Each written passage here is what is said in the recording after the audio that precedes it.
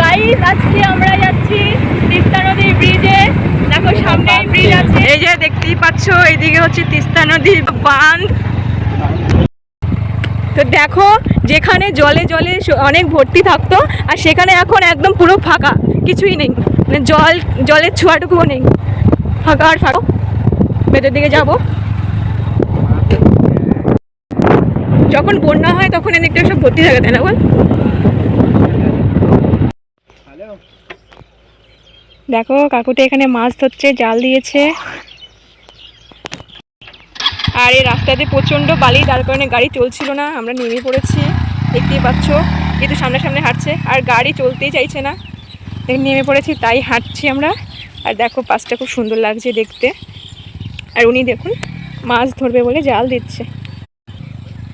মামার গাড়ি চালাতে খুবই সমস্যা হচ্ছে, দেখতেই পাচ্ছ বালির জন্য গাড়ি চলছে না। তার উপর থেকে মামার হাইট শর্ট। আর ওইদিকে দেখো জেসিবি দিয়ে কাজ চলছে রাস্তার।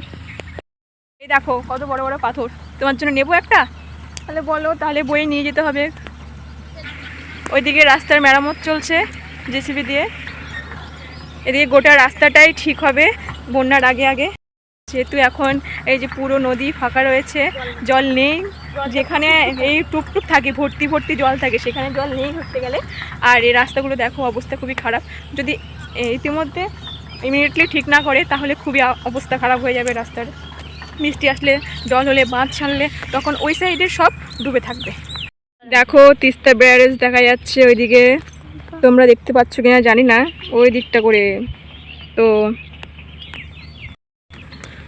আমি আশা করছি যে কালকে তিস্তা ব্যারেজে যাবো ঘুরতে, আর তোমাদের সাথে সেই ব্লগটাও শেয়ার করব। আর আপাতত এখন আমি বাঁধের পাড়ে এসেছি, খুব ভালো লাগছে। আর আমি ওই সাইডটা করে গিয়ে তারপরে নিচে নামবো। চলো ওই সাইডটা পর্যন্ত তো যাই আগে।